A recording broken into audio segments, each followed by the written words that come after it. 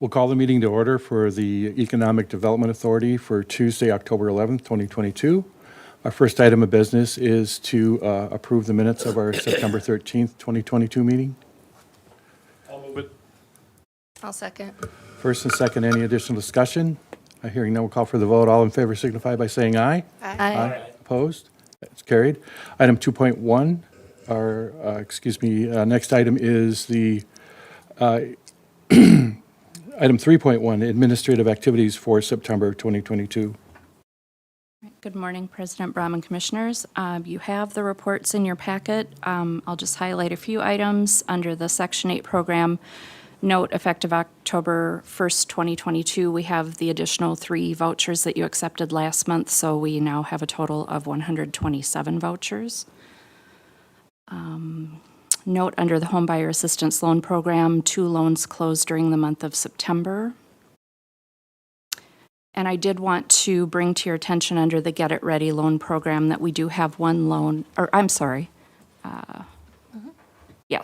one loan with a balance of approximately $11,500 that is in default, and the file has been sent to the city attorney. So I have a question about that, Heather. How can that be? Because isn't it when you sell your house, those funds go to pay back the loan? Or are there different terms? Yeah, and it's my understanding this person was in the process of selling her home and it fell through and has now filed bankruptcy. So I'm not sure what's going on there, but 3 months behind on payments as of October. So Those are the only items I was going to highlight. So just to review that, that is not a deferred payment type of loan. No. For that rent. No, that's the owner-occupied single-family rehab loan. Yep. To make improvements to the home. And, for whatever reason, she's not able to make her payments. Okay.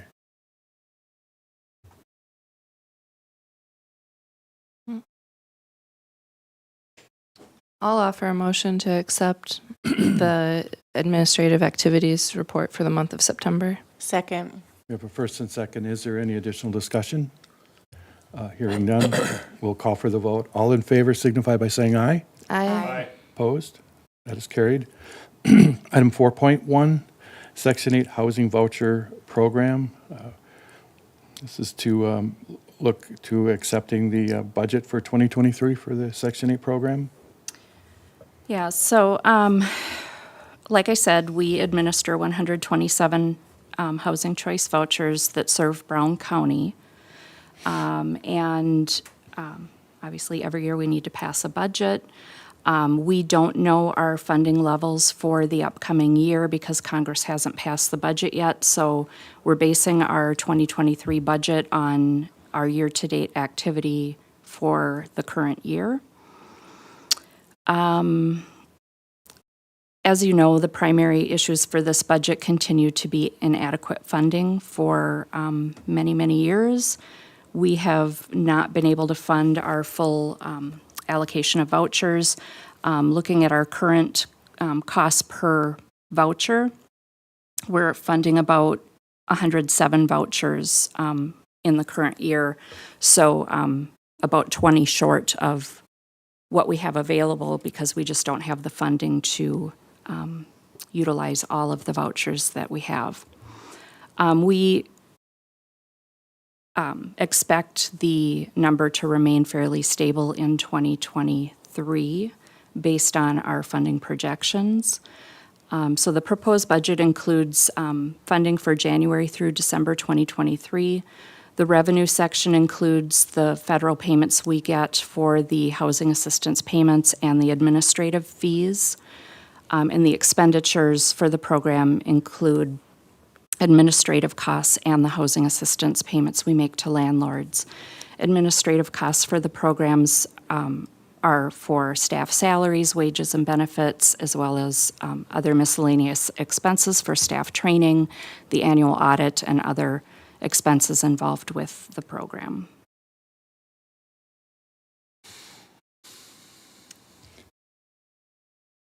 think I already know the answer to this, but the additional vouchers that we agreed to take really is going to have no impact on that budget. They're not going to come back and offer us more funding because we've accepted to have more vouchers within our program.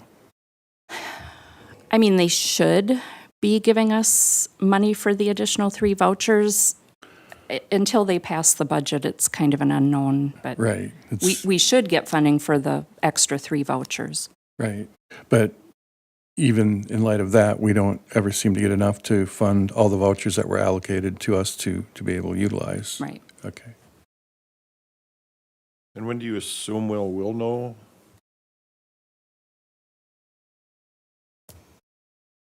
When do you think Congress will pass the budget? Just had to see if you had an answer for that. I'm going to offer I don't know.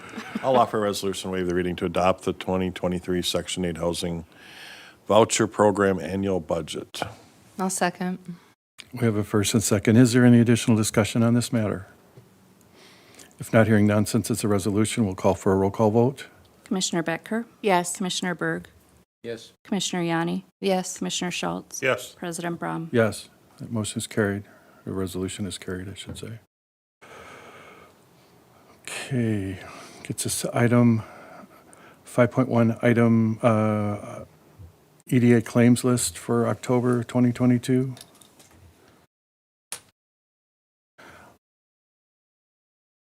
It was a very normal month. Yeah, yeah. Yes. Nothing sticks out on that one. Yeah. Okay. I'll offer a motion to approve the EDA October 11th, 2022 claims list. Second. First and second, is there any additional discussion? Hearing none, we'll then call for the vote. All in favor signify by saying aye. Aye. Opposed? Motion is carried. Item 6.1, Rental Properties Fund 2023 Budget.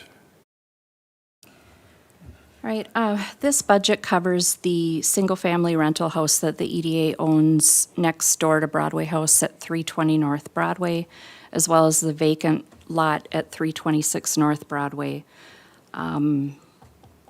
At 320 North Broadway, the major expenses for that property are the annual property taxes and depreciation. We budget for occasional staff time for repairs, as well as property insurance, snow removal, and minor maintenance.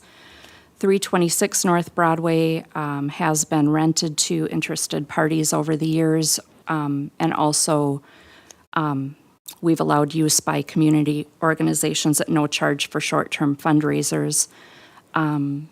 Broadway House pays the EDA $600 a year to use the lot during the winter for Broadway House tenants to park their cars so we can do snow removal of the parking lot at Broadway House. And then this year we've received additional rental revenue from 3 food trucks that have rented space at 326 North Broadway.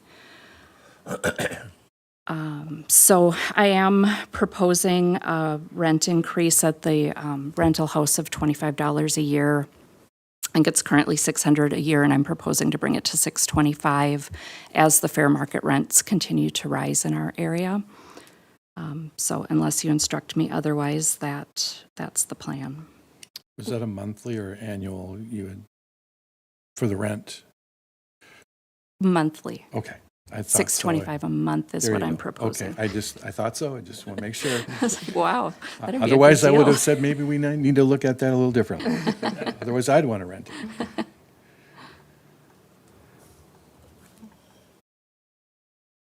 Well, I'll offer a motion to approve the 2023 budget for the Rental Properties Fund. Second. First and second on this item. Any additional discussion? Hearing none, then we'll call for the vote. All in favor signify by saying aye. Aye. Opposed? Motion is carried. Item 7.1, 2023 Garden Terrace Budget. This is our final budget of the year, so I'm always happy to have these finished.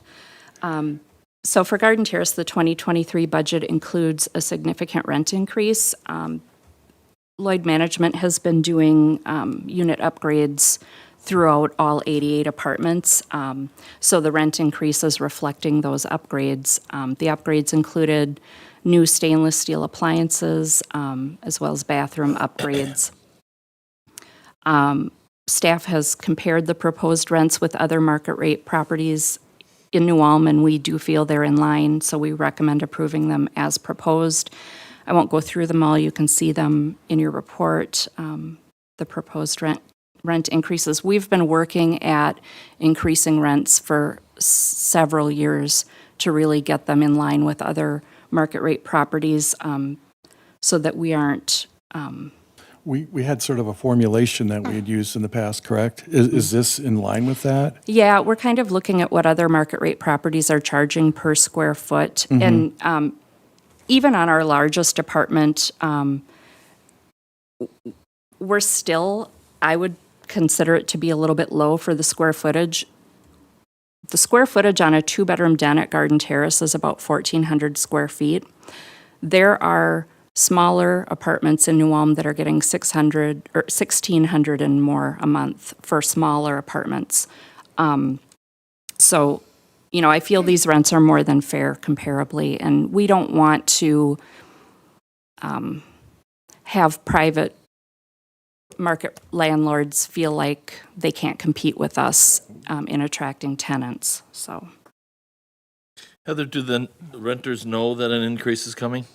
Well, they should. I mean, they've had a rent increase every year, and they're usually notified around this time. We have to But they approve haven't it seen first. Yeah. Until they're approved, we don't send a notice to the tenants, but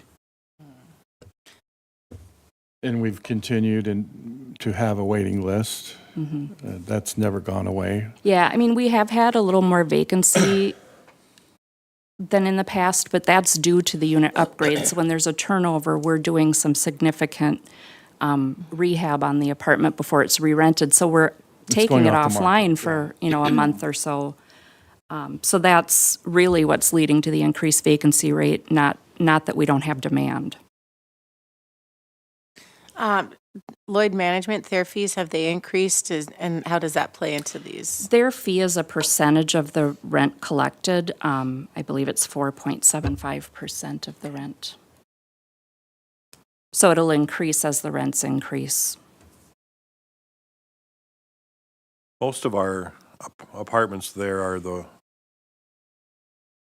what, the second 2 or 3? We don't have too many of the 2-bedroom large den that are at the bottom of this list, right? Right, that would be correct. There's only a couple of those. Because I'm just thinking that's a $360 per month increase. 260. 260? 260. I mean, that could chase somebody right out the door. It could, but I don't know where they're going to find that size apartment in New Ulm. So, and they'd probably pay more for a smaller apartment. Those were tough discussions back in the day when we moved into this current formulation. And prior to that, it really was not what anyone would consider market-based rent. You know, we were in essence subsidizing the tenants there just through our rent structures. And I think there was a good consensus that we were having a dampening effect on the market, and so we had to respond to it, and I think this is a continuation. And with what's going on in housing right now in general, it's not, you know, out of line to consider what we need to do here too, to kind of maintain that. I think everybody hopes we see some stabilization in housing, but that is another discussion for another day, which leads me to ask, where are we at with the housing study? We should be getting that in the next week or so. Okay. And so it will be on the November agenda Okay. for Yeah, a little late. presentation. hoping Yeah, we I was can- hoping to get it for this Yeah, we meeting, could talk but about it a little bit more, but Yeah. it is what it is. yep, it is coming. Yeah. I know I'd asked you this too, Heather, just on the budget, the proposed budget for '23, there was just a couple things that, and I don't know is this something you did, Nicole, or what involvement was? Lloyd Management puts They it together put together? and Okay, sends it because to me. I just noticed there is an actual drop in budgeted dwelling rents, and in light of the fact that we're raising rents, are they anticipating such a significant vacancy rate with Yeah. that? I think historically, they've used a 2% vacancy rate in the budget, but this year, they did change it to 4%. And I think that's because like I mentioned, they're taking units offline, doing rehab. So there's still more And of that so to occur with? I think the vacancy rate has been higher, and I think they're just budgeting conservatively. I think they'll collect more rent than what they're budgeting. And then the second item, it looks like a pretty substantial increase in the interest on the reserves. Is that just in light of the current interest rate market going up? Yeah, Is that Nicole can really what we're speak to talking that. about? Okay.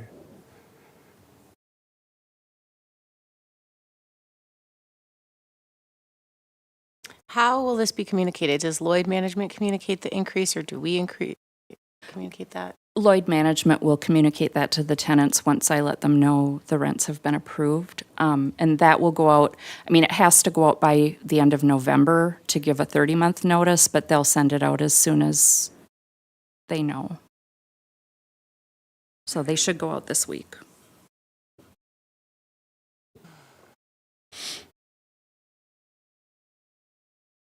And see the expenses going up, which falls in line with it, but yeah, it's going to be a bit of an increase for them, which is kind of tough. I'm just thinking, I mean, it's for the larger ones, it's close to $3,000 a year. I mean, I know my homeowner's insurance has gone up, my taxes have gone up, that happens.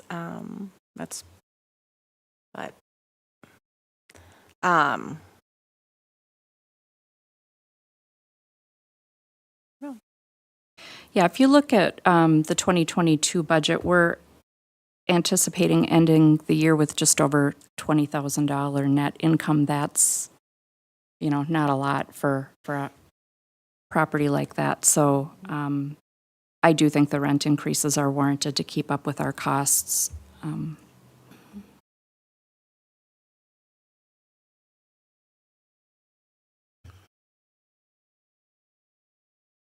Well, in light of the investment going into the apartments and the upgrades and everything, I'll offer a motion to approve the 2023 Garden Terrace budget.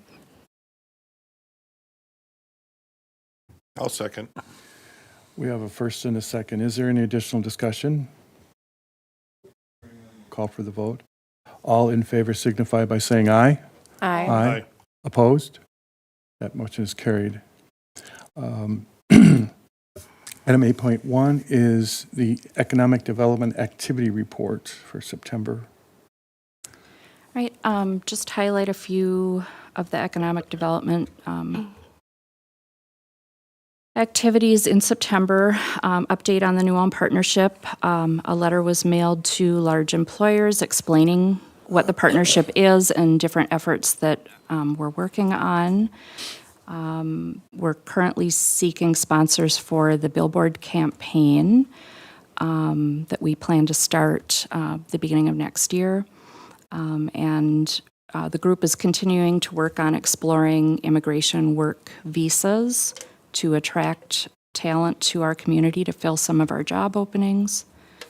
The child care team, we are working on our fundraising campaign to seek community donations for the child care center.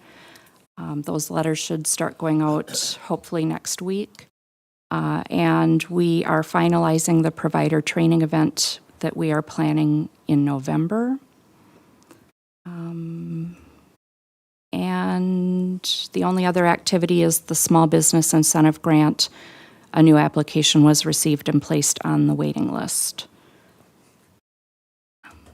And how many are on the list now? Oh, gosh.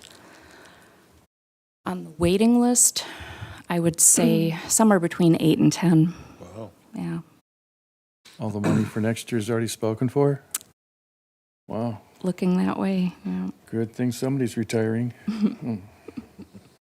I'll just add update. Hope Housing, we're still working with them. They're kind of in the final stages. We're working on getting the development agreement ready. We've signed the purchase agreement for Outlot B. We're just waiting to close on that. I think they're going to work through title company, do title insurance and stuff. So couple minor things with them. Meeting with another developer tomorrow, on Thursday. They're looking at potentially doing affordable housing in New Ulm, so we'll see what they're looking for and what what will come of that. And then closing on the city revolving loan for the Hanska Co-op for to help them finish up the elevator down there. So City had enough funds to make that Yep, happen? to I know, make that 'cause happen. At one point, we were talking about standing by if Yep. need be. Okay, yeah, well, city that's had good. city had That's enough great. in there, and then working with them and Heartland Energy to hopefully finalize their USDA loan and their red loan. A couple minor hiccups, and we'll see if we can push through that, or if it's just going to be too much paperwork and stuff for the co-op to do to get that funding.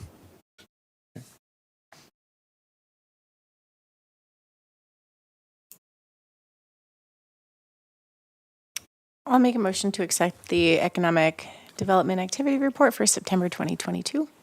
Second. First and a second. Is there any additional discussion?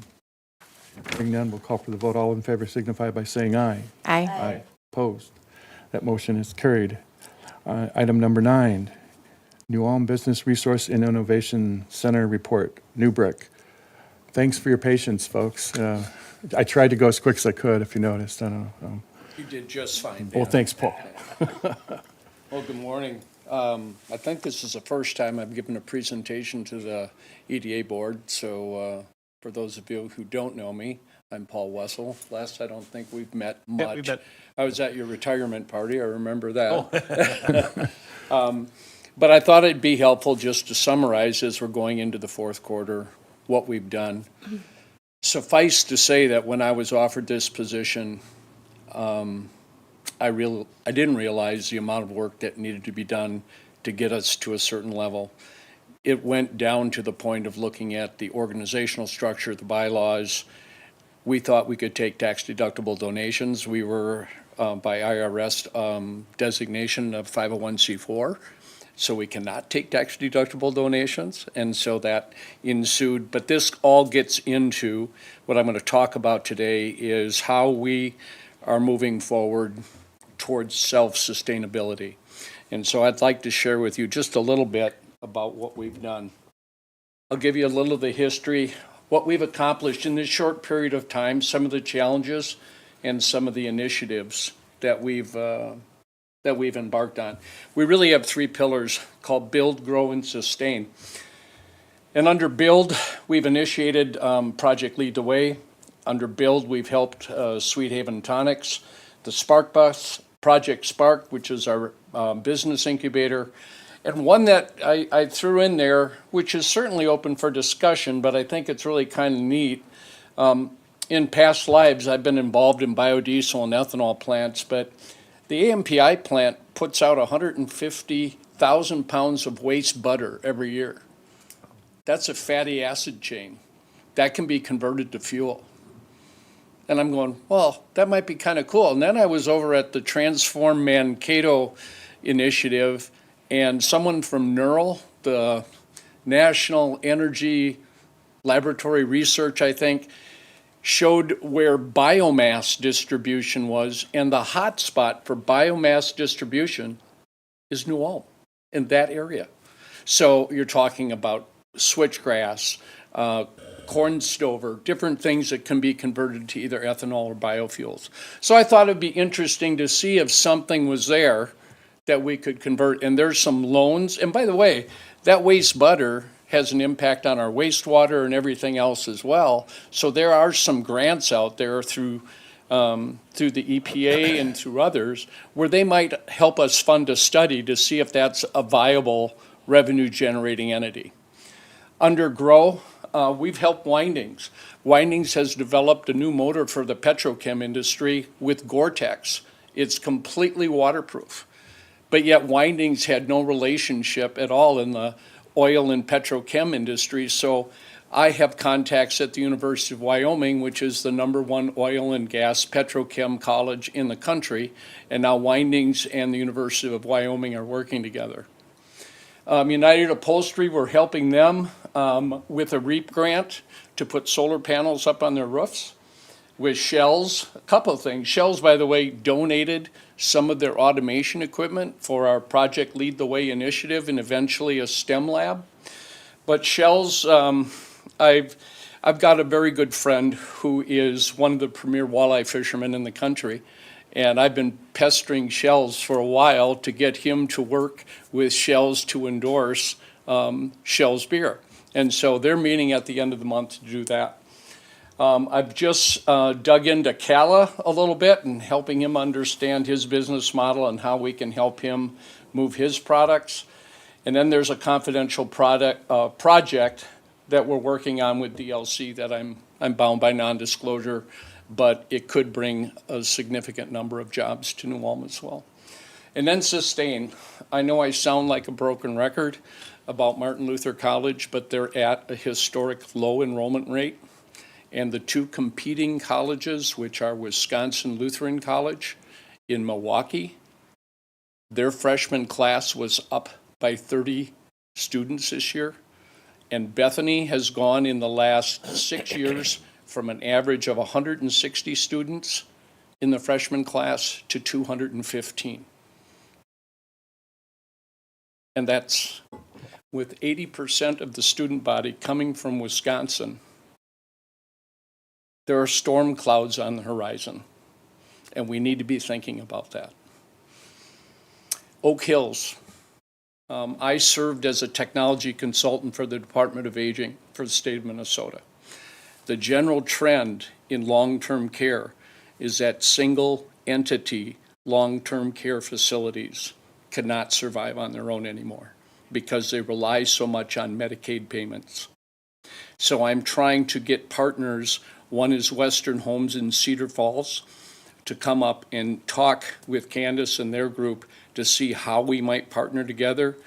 You met with Andy Schifolius. He's also an investor in a group called Anthem Memory Care, and they are about a $100 million organization.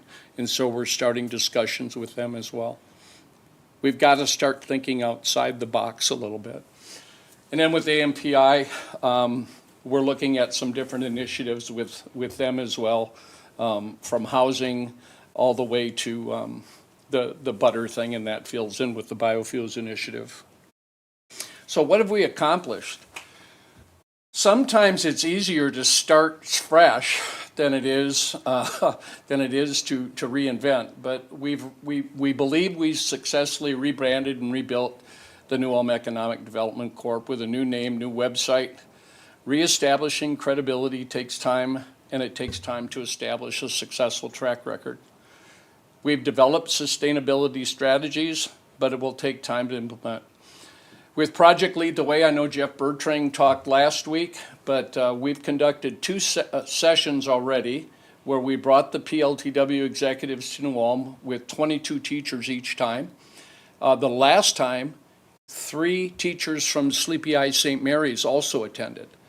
And this is really important as we look at economic development, not only from New Ulm's perspective, but from an area perspective, because the towns west of us are federally declared economic disaster areas. And that gives you extra scoring points when you file for an EDA grant. 2 Cathedral High School teachers have been trained, and their Project Lead the Way computer science model has been implemented. And we received a $20,000 grant from 3M, which was one of the largest grants 3M has given the New Ulm area. We helped with Sweet Haven's expansion. We helped them secure a production facility. We wrote the business plan. They got a $350,000 SBA loan. We assembled an outside board of directors, which help accelerate corporate growth. And then they have, Leah, am I right, 5 part-time employees? Okay, thank you. This last fall, we filed for an Eda Planning Grant for $160,000 for the STEM Lab and PLTW. In November, we'll be filing an EDA Planning Grant for $200,000 for the Spark Bus. And that gets into a strategy I'll talk about how we march towards sustainability. We developed an outside advisory board to assist Newbrick with growth initiatives. We've developed an investment partnership with Minnesota Gophers, which is an angel investment network. And we secured a free incubator space for Project Spark, thanks to Ann Bogle. So people may want to ask, well, why are we dabbling in education? As we face worker shortages in the manufacturing sector, which is the second largest employer in New Ulm, they will be given two choices. I have to either get people, three choices: automate or get out of town where I can find a workforce. What was interesting about this is that robot orders increased 40% this past year, but what was interesting is that the ISM manufacturing index went down, which means historically at 50, when your ISM manufacturing index goes down to 50, you stop CapEx and things like that. But what's driving this is labor shortages. And so while you're seeing this go down, you're still seeing capital investment in robots go up. Therefore, when we have kids graduating from high school, what skills are they going to need to enter the workplace? And that's why we brought in Project Lead the Way. Our challenges. Still, we have limited financial resources. We were expecting funding from the public utilities, but they reread the statute and came up with the position that they could no longer fund half of the annual $50,000 that we were used to receiving. Minimal financial support, and I don't mean that in a demeaning way, but as you know, $50,000 a year doesn't go very far. We've got about a runway of 3.5 years to establish sustainability, and we have a limited time. So on our ethics of our pillars, that we try to actively build trust to overcome fear and conflict, get committed, and become accountable. When I had my first board, there was a doctor on my board, Dr. Don Etzweiler. He always hammered on me, what gets measured gets done. And until we can put measurement metrics in place, we can't come back to you and say, we've been a good steward of the money that you've invested in us, and this is what we've done. This presentation is an attempt to do that, but we're going to try to put measurement metrics in place so that you know exactly what we're doing and how we're spending the money that you've invested in us. So our strategic plan, I'll talk about our priorities, our funding, our partnerships, and our leadership. And this is what we are trying to do. And we can't do it alone. I believe there's great potential in Newbrick and the partnership and New Ulm EDA working together. And I will show you some examples of what's possible if we build trust among our organizations and work together. My background is starting businesses, growing them and selling them. I grew up here. I knew the founders of the New Ulm Economic Development Corporation. I was their paper boy. And I believe the best years are still ahead, but we have to figure out how to work together. So, the sustainability steps that we're taking. First of all, you have to uncover a need that qualifies for grant funding, and that requires research. Kind of like what the biodiesel thing did, right? So, there might be a need here. Well, how do we further refine that need? Well, what we'd like to do is find money that will pay for that need and that research. That's where we pursue grant-funded projects, but we start with planning grants. So the EDA, the EPA, NSF, USDA to some extent, but there's some funky things when you look at the rural business development grants and so on. They have special monies allocated just for planning. And then planning, HRSA is another one, ORHP is another one. They pay a consortium money to figure things out. And there's a lot of opportunity there that we could go together on and file for planning grants. Then we establish partnerships and then credibility. And once we start getting grant funding in, then we start building in donor support, because we have a story to tell them of success or failure or what we tried. That leads into what we did then is we filed for a 501c3 status so that a certain entity called Project Spark, which is our business incubator concept, will now be a tax deductible, federally recognized tax deductible organization. I'll talk about also about how we're going to develop businesses like SparkBus. SparkBus could be an ongoing revenue stream for New Brick, but it could also be an exit strategy, depending on the organizational structure that we put under SparkBus. But SparkBus could get picked up by a Mankato bus line, by a New Ulm bus line, and then you would have what we call a liquidity event, and you would have cash coming in.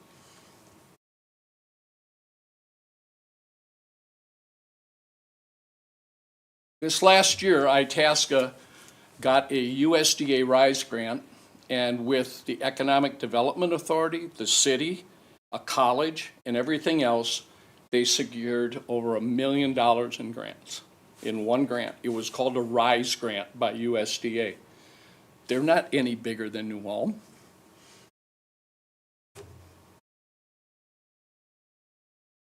This month, Red Wing got almost $2 million. I've been asked to speak at Red Wing Ignite because my background in writing patents and doing business. I'm from Red Wing. I was born there. They're no bigger than New Ulm. They're like New Ulm. They're constricted by a river. They're a long town, just like New Ulm is. They got $2 million. We should be able to do this. And so the question is, why not New Ulm? I know this looks like someone must have thrown up on this, but this is kind of our sustainability matrix, where we have 4 main pillars, where we identify the opportunities, where we identify the funding resources. And in some of these, like for USDA, there could be projects that qualify for 3 or 4 different grants. And therefore, we need resources. But these resources can be shared. We can help the city also. We complement each other more than we compete with one another. And that's my message here today, is that we've got to figure out closer collaboration. This is a grant schedule where we have figured out this is 2023 or 2022, 23, and then 24. But we know when these NOFAs, Notice of Funding Opportunities, are announced. We know how to prepare for those. We need people, we need partners, and we're in the process of developing that. But I'm confident here today to tell you that we have been a good steward of the money that you have entrusted to us, and I ask that you consider, for the next 36 months, $50,000 to continue for the next 36 months to let us get our feet underneath us. We know that we're going to win some grants. In fact, today, Region 9 is meeting with Chicago, and Chicago is reviewing the EDA grant that we wrote. And that's a good sign. I can't guarantee we're going to get it, but I can tell you we have a process in place, and we should be able to leverage a lot more. I'm here to answer any questions. Paul, having worked in government, I've written many grants. And I know that when I've been successful in writing grants, it's similar to what you talked about, is you have to, people that actually decide, decision makers, love collaboration. Mm-hmm. So it's like you said, the city, the EDA, you folks, writing something together, and then they like something unique. They like, grant providers like that unique, something cool, something different, and then everybody in this city working together. I mean, we really do have some wonderful opportunities, so we do. I hope that we continue to work together to help make that something, whatever that item is that you really want, that we can work together to make something like that happen and bring in some money. Most big granting agencies too, Les, now ask for a sustainability plan, because they don't want you coming back year after year to say, please, sir, may I have more? You know, and that's where I think my experience comes in, where I've taken ideas and turn them into sustainability initiatives. And that's one of our strengths. Any other questions? Either I've totally confused you or you understand where we're going. And I think we've been asking to have you folks come, and I think, I don't know if we have them on a set schedule, but I think you should be on a set schedule so we know what you're doing more often than. Yeah. And Dan, are you still the representative? No, he stepped down. The thing is, with Do we this have a rep? the last 6 months less, it's been such a deep dive looking into the fabric of New Ulm EDA. There wasn't any information left from the prior hire. And so it literally was rebuilding from ground zero. So you don't have a representative from our board on your board? I have tried to invite different board members. Jessica's come, Dan came, Mark was on our board too, Tom. But I would love one of your members to sit on our board and come to our meetings and see what we're doing. That builds partnerships, but it builds trust. It does. Between the organizations as well. And I think in my own case, it was just, the issue arose of conflict of interest. Sure. Right, when it came to asking for money and, Yep. so I absolutely agree, collaboration is the key. I think that was the complete impetus behind the partnership development, because we brought in different entities that have a stake in some level or engagement with economic development, and that's why they exist today. So I think that's the main springboard, and from there, I would hope that we would all continue, and again, coming together.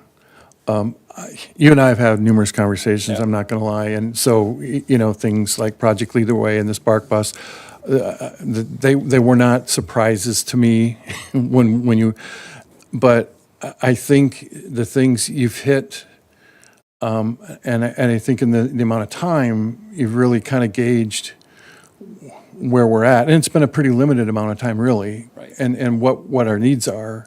So from here, I think what we want to do is build that coalition and collaboration to bring it forward. So, that being said, I think next month you'll be here about the 3-year, well, it'll get formally on the agenda for the request, and I apologize that wasn't more, but this is I think, a great opportunity, because I think hopefully for all of us, it gives us a month to digest this and say, okay, and if we want outside of the meeting scope to get a little more background, I could imagine between you, other members of New Brick, or even members of the partnership, we're all going to be in the know as far as what these next steps are.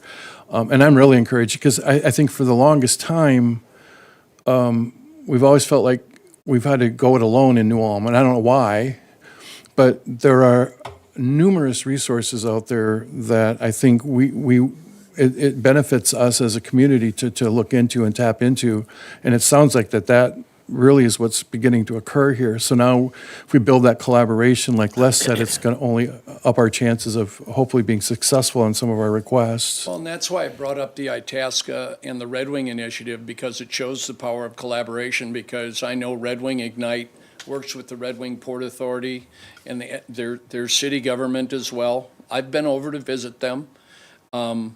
They've done a really good job of connecting politically as well. So as you go out to these, could you this is a request of you. Sure. Come back to us and maybe better define what our different entity roles should be going forward. So what role does EDA or Port I Authority think play? that should be part of the partnership conversation and not Newburgh specifically. I don't think, it's not anyone making a decision. I Right. think it's bringing back information.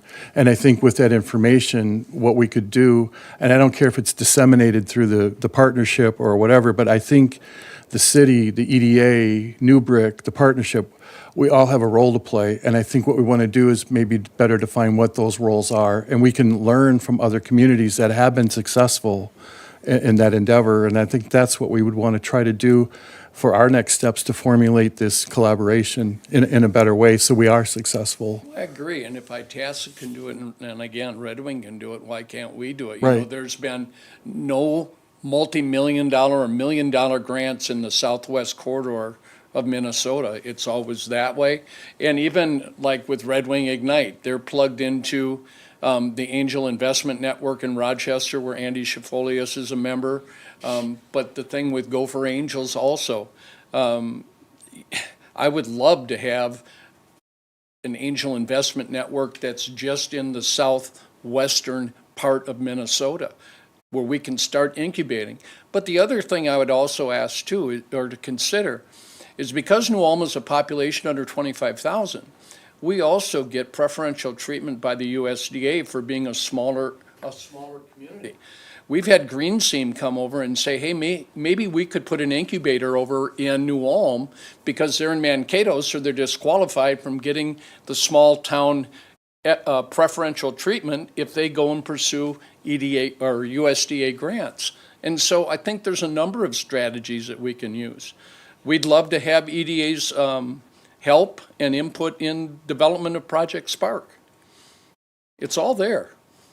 We just need to figure out. I think if you allow me, the partnership, it's like from the movie Fury with Brad Pitt. You know, ideals are peaceful, history is violent.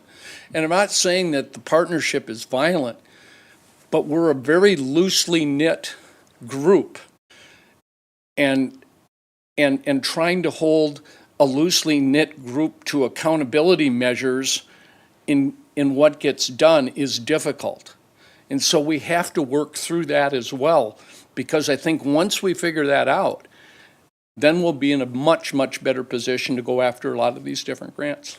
Right. You had alluded to it earlier, what gets measured Gets done. gets done. And I think that's the measuring part that we want to, maybe that should be the part of our, next part of our focus, is come together and put some measurable objectives together as a collaborative group, and then assign areas of accountability and responsibility for each of those. Yep. Okay. Thank you for your time this morning. Thank you, Paul. Okay. I just do have a comment, and it was really great to see an update from you and to see everything that Newberg's been doing. I certainly really like the rebranding that was done. It kind of separates the EDA and the EDC and, you know, some of these other acronyms that we have in New Ulm. So I think that that's great. I really would like to see a little bit more transparency with the relationship with Newberg. Because this was all, I mean, this really was a lot of news to me. This is on the agenda monthly. I think if we are funding this, that there should be monthly reports. And if this really truly is a partnership, we need to start working together and really all getting on the same page. I think that you're doing some excellent things. I definitely agree. Robotics, especially in healthcare, is going to be so important coming up. I do agree with what you were saying about the college. I do agree with the biomass. You know, we have opportunities with AMPI to use some of those things. I know that up in Morris, they're doing a lot with that type of work. Blaine Hill up there is doing some good work with that because of their partnership with the U of M. But I really, you know, we've invested. I personally feel like the investment that we gave to Newbrick or the EDC last time wasn't, we didn't understand fully how it was going to be used, and I don't think it was used in the manner that we were thinking. So I did want to see some more breakdown of that. I'm not opposed to this partnership and to the funding, but I just want to state for the record that there were things that caught me off guard this year about how things worked, and that the transparency is going to be a big part of what's helping us all really work together and get things done. Because obviously the EDA has initiatives and programs of their own. Newberg has initiatives and programs of their own. But how are those coming together to really help New Ulm to make sure that we're not doing things in different lanes and that we couldn't consolidate? I mean, as an example, I've seen a lot of what the IRA funding coming out is going to be available, and maybe that's roads that we need to look at and explore as well. I didn't see that mentioned, but it's nice to see everything that's being worked on. It's all regarding progress for New Ulm. Red Wing, Itasca, great examples of the potential that we have as a community. So I wanted to say thank you, but just wanted to state some of that information as well. Thank you. Your information has been freely shared at the partnership meetings all along? Yeah. Okay. Just wanted to clarify that. Any other questions or comments? Got your board members here. Do they want to say anything? Board? Moral support? Moral support only? Okay, just want to make sure. Thank you. Thank you. All right. Great. So maybe we want to make that an agenda item for next month, representation? It's on there every month. Not Just really, reporting. The report. And yeah, but an agenda item about, I think there was a discussion little misunderstanding and it will There's make going to sure. be a request for funding. I'll need that submitted in writing prior to the next agenda deadline so it can get on the agenda. It all goes to Heather, so.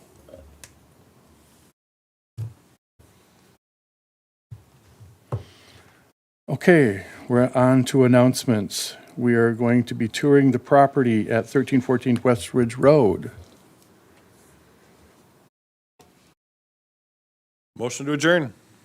Is that, do we just adjourn the meeting or? Just adjourn. Okay, we'll adjourn.